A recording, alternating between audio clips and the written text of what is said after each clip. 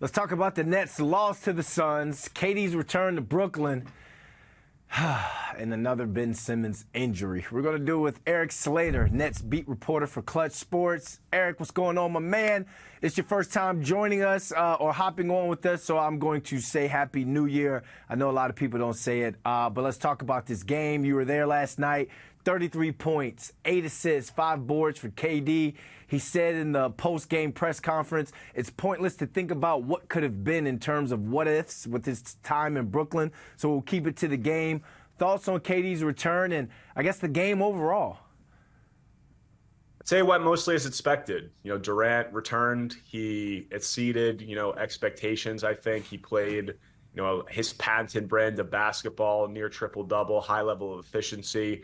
He received his tribute video against his wishes, as you might have noted. There was a mix of cheers and boos, but mostly I'd say it was a reminder of what could have been with Durant and the Nets. He hasn't lost a step. His greatness was on full display between the opening tip and final buzzer.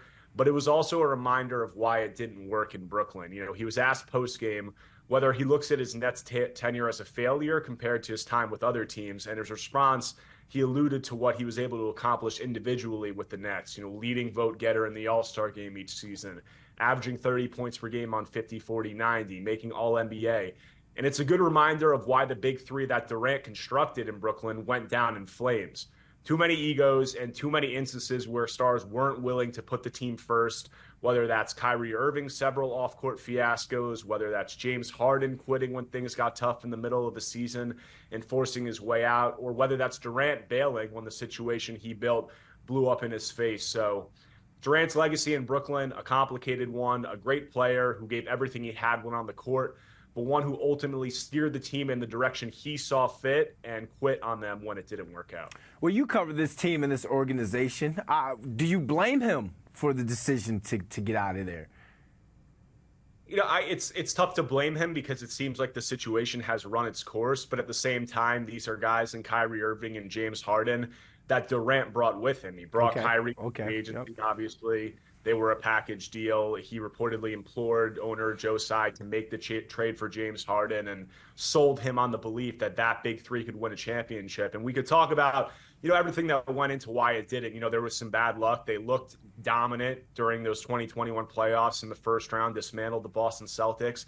Then obviously Harden and Kyrie get injured. Durant still pushes the Bucks to 7 games in one of the best playoff series you're ever going to see. Foot's on the line in Game 7, and they fall short. And then it all starts to, go downhill after that. So a mix of bad luck, some things that were out of Durant's control, but ultimately he brought the biggest personalities in and was unable to manage them. And when it didn't work out, he forced his way to another situation. Bam, I hope we clip that for social. He, like you said, he brought in the talent. You bought the groceries. If the tomatoes weren't ripe, then why we can't make the tomato sauce? That's the only thing that popped up in my head, man. I thought I had something better for you there. All right, let's talk about another star in Brooklyn that came here that kind of hasn't lived up to his expectations. Ben Simmons had a dominant 18 minutes on Monday, but he missed the Suns game because of a left knee contusion. Have you and Nets fans just given up on the entire Ben Simmons experience? The Ben Simmons experience, so this is a perfect example of what it's been. It's a guy who's been unable to be depended on and be reliable during his time with the team and dating back to his last season in Philadelphia. He's played in 49 of 210 possible games over the last 3 seasons, obviously has injury issues, chronic back and knee issues, a back injury that doctors consulted have called reoccurring and unpredictable. So when he plays, every fall he takes, every hit he takes, you're wondering, is he going to get up? And he's likely wondering the same thing, which is probably why he has refused to go to the basket since coming to Brooklyn. And then the conversation of even when he's on the floor, while he has been effective, and I think what he can do in terms of orchestrating the fast break, facilitating and transition was on full display when he came back in that Utah game. There are still deficiencies that are only going to be more glaring down the stretch of fourth quarters. Not wanting to shoot, go to the basket, not wanting to go to the free throw line when it matters most. So I think it's better to say that I was never in on the Ben Simmons experience. He missed the second half of last season, had a 7-month rehab period leading into this year, said he was feeling the best he had since joining the Nets and was ready to dominate people. Then he exits 2 weeks into the season and misses nearly 3 months. So, this year was his last chance, at least for me, to show that he can be dependable for an extended period.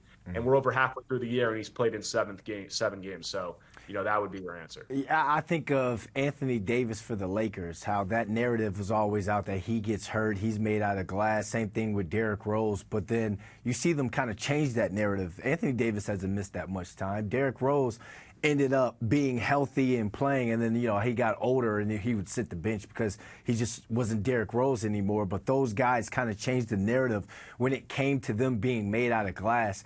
I wonder if Ben Simmons has the mental capacity and the want to kind of go out and do that, to continue to play basketball. But at the end of the day, man, the best ability is availability, and he just hasn't been there for this team.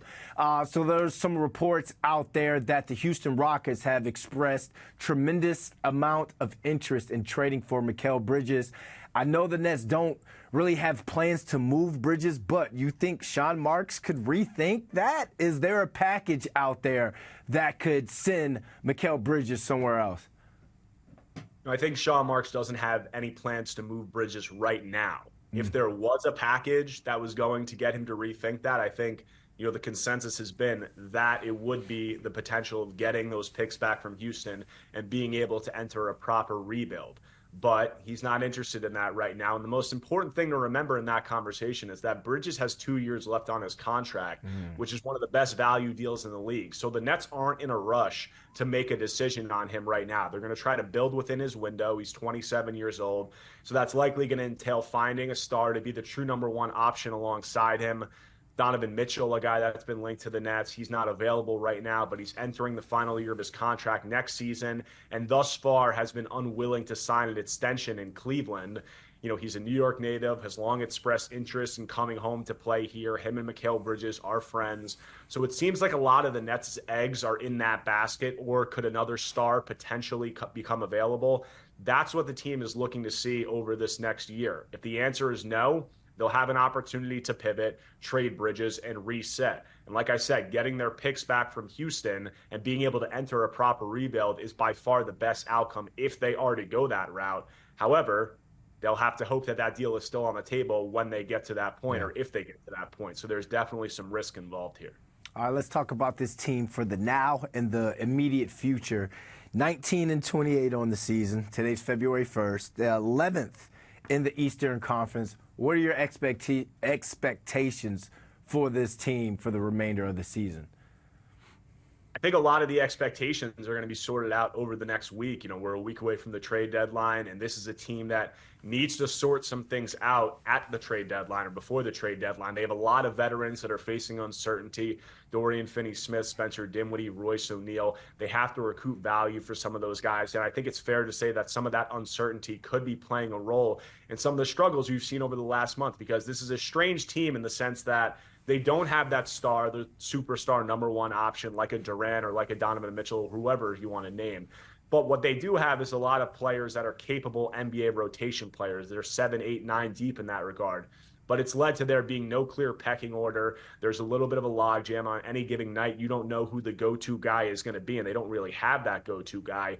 So the trade deadline gives them opportunity to recoup value for some of the veterans, some of the guys they have, clear some opportunities for some younger guys, establish a little bit of a clearer pecking order. And, while it might be somewhat ugly in the short term and they might just be trying to challenge for a play-in, they're going to use this as an audition year, try to see what they have in their remaining players, decide who they're going to move forward with if they do have the opportunity to land that star alongside Bridges. So the rest of the season, are they going to be able to turn it around? Most likely not, but they're going to use this time to see what they have and see which guys they want to move forward with them in the next era as they look to get that star guy and try to take a step towards contention.